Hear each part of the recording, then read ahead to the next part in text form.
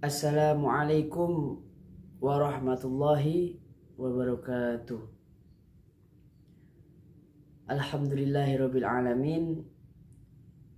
Wa bihi nasta'inu ala umuri dunya waddin. Wassalatu wassalamu ala asrofil anbiya'i wal mursalin wa ala alihi wa sahbihi ajma'in. Amma ba'du. Pertama-tama marilah kita panjatkan puja dan puji syukur kita atas kehadirat Allah Subhanahu wa Ta'ala yang telah melimpahkan rahmat dan hidayahnya kepada kita semua. Tak lupa sholawat serta salam tetap kita curahkan kepada junjungan besar kita, uswatun hasanah kita, suri tauladan kita, Nabi Muhammad sallallahu alaihi wasallam.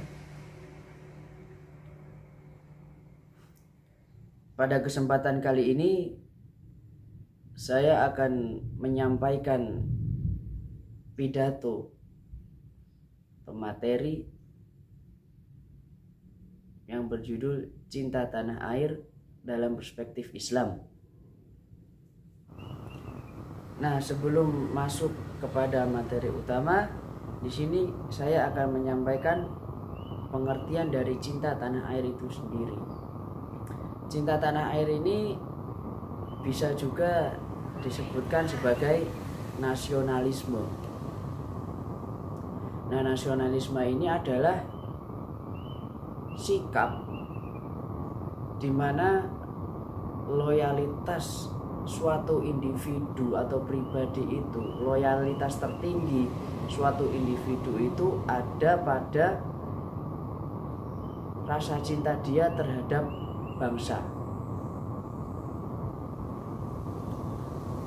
atau suatu sikap sosial dan politik dari kelompok-kelompok suatu bangsa yang mempunyai kebudayaan, bahasa, cita-cita yang sama itu, serta merasakan adanya kesetiaan yang mendalam terhadap bangsa.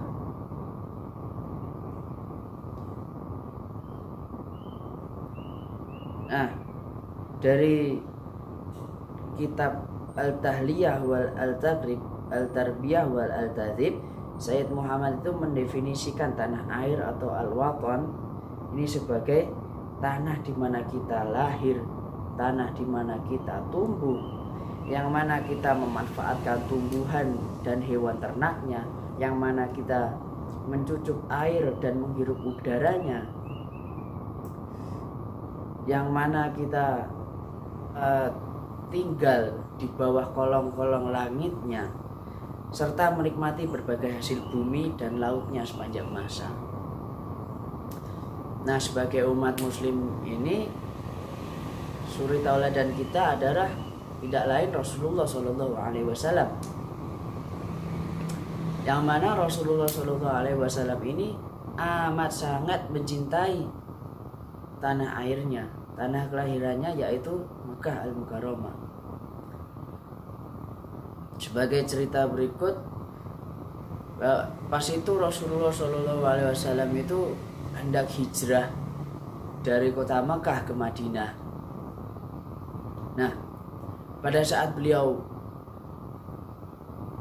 sudah belum sampai setengah perjalanan, beliau itu berhenti dan memalingkan badannya memandang kota Mekah itu, seraya berkata begini, ngendikan gini, sungguh kau itu adalah tanah, kau itu adalah tempat yang sangat aku cintai. Kalau bukan karena umatku yang mengusirku darimu, aku tidak akan pernah tinggal di tempat lain selain di tempatmu. Nah, itu adalah bukti bahwa Rasulullah Shallallahu Alaihi Wasallam itu sangat mencintai, sangat menyayangi tanah kelahirannya, di mana beliau itu lahir, tumbuh, berkembang di situ, dan di tanah itu pula pertama kali Islam disebarkan. Nah, di dalam Islam, cinta tanah air itu juga merupakan kesadaran akan tanggung jawab pemenuhan kewajiban-kewajiban atas suatu negara. Nah, Rasulullah SAW itu menyebutkan dalam Piagam Madinah bahwa warga satu dengan yang lainnya itu satu tangan. Warga satu dengan yang lainnya itu harus saling bahu-membahu bila ada suatu ancaman dari luar, bila ada suatu penjajahan.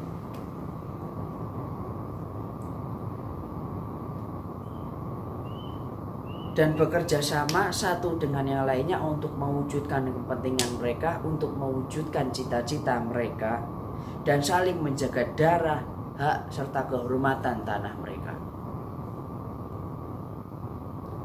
Nah, mencintai tanah air ini juga merupakan masalah fitrah, karena Islam itu adalah agama fitrah. Nah, akan tetapi mencintai tanah air ini juga ada batasannya. Batasannya yaitu adalah tidak boleh bertentangan dengan ibadah dan dakwah. Kecintaan terhadap tanah air ini juga tidak boleh melanggar hak-hak orang lain yang terlibat dalam menjaga kehormatan negara. Nah, kemuliaan cinta tanah air merupakan suatu yang wajar menurut agama, karena tujuannya adalah memakmurkan bumi, sebagaimana dalam firman Allah dalam Quran surat Al-Hud ayat 61 yang artinya, Dia telah menciptakan kamu dari bumi atau tanah dan menjadikan kamu memakmurkannya.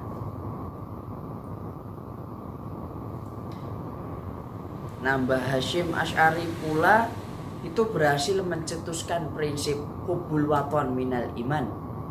Artinya cinta tanah air itu adalah sebagian dari iman.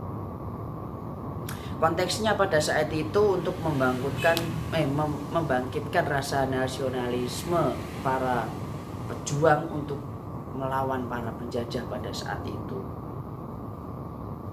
Nah, Kiai Haji Hasyim Asy'ari ini juga adalah ulama yang mampu membuktikan bahwa agama dan nasionalisme itu bisa memperkuat untuk membangun sebuah negara.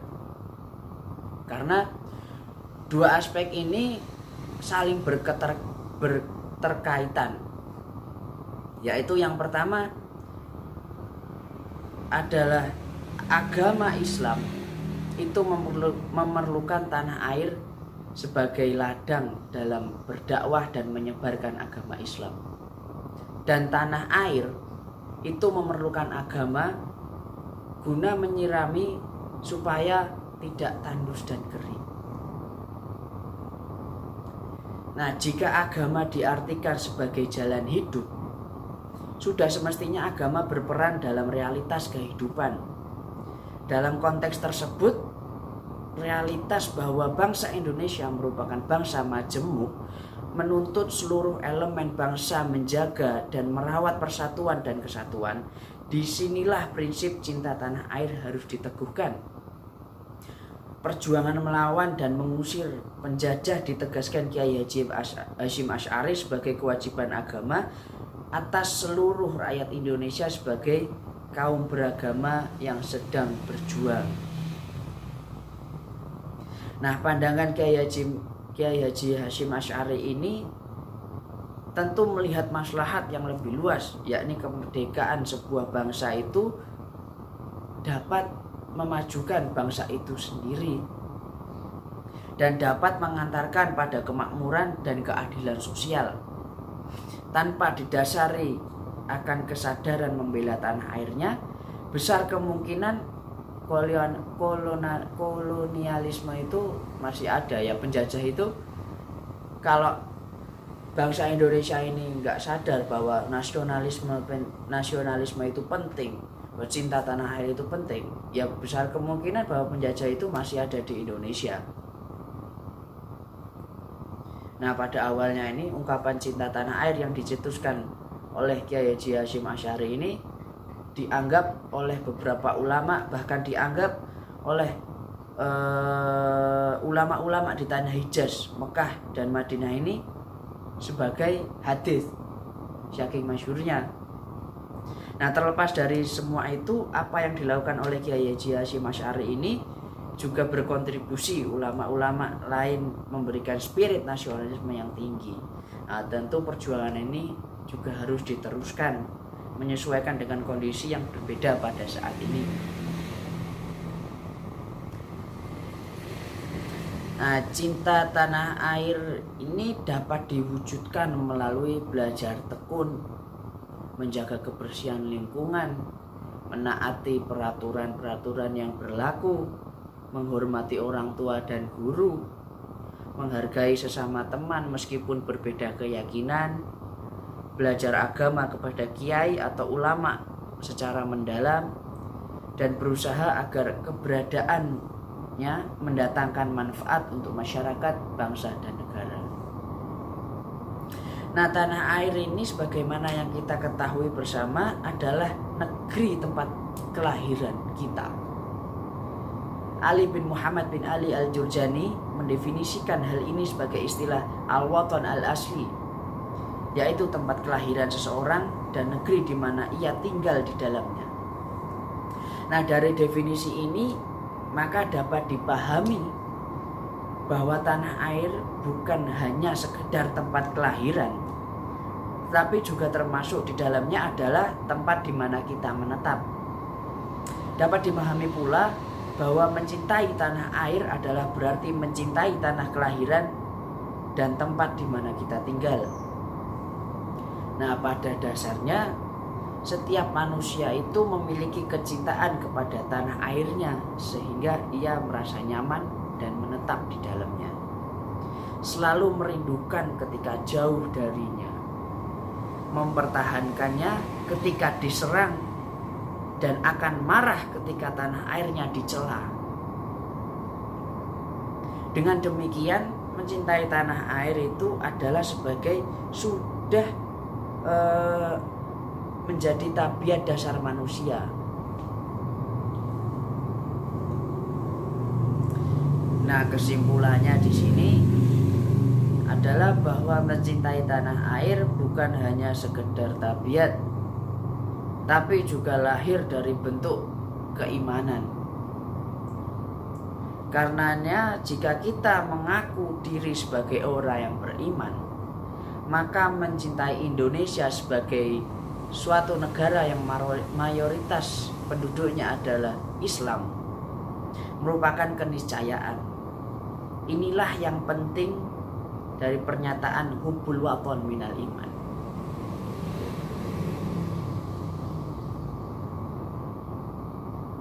Nah, dengan rujukan di atas, kita sebagai bangsa Indonesia memiliki tanah air yaitu negara Indonesia. Cara kita mengekspresikan rasa cinta tanah air pada saat ini yaitu dengan cara menghormati undang-undang dan peraturan-peraturannya, menjaga aset-aset dan fasilitas umumnya, peduli terhadap lingkungannya, saling menjaga dan menghormati hak dalam beragama, bermasyarakat dan bernegara, dan ikut serta dalam kemajuan negara. Mungkin itu saja yang dapat saya sampaikan terkait dalam pembahasan kali ini, yaitu cinta tanah air dalam perspektif Islam.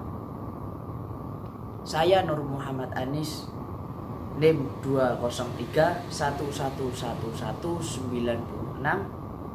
mengucapkan terima kasih atas partisipasinya dalam menonton channel YouTube saya ini. Nah, bila ada kekurangan atas penyampaian materinya, saya mohon maaf yang sebesar-besarnya karena saya juga manusia, khususnya para penonton dan Pak dosen. Ya, jika ada salah mohon koreksinya. Wabillahi taufik wal hidayah wa ridha lil inayah. Wallahu muwaffiq ila aqwamit thoriq. Wassalamualaikum warahmatullahi wabarakatuh. Saya cinta Indonesia, saya Pancasila, saya NKRI. Semangat perjuangan. Salam persatuan. Salam kesatuan. Burda.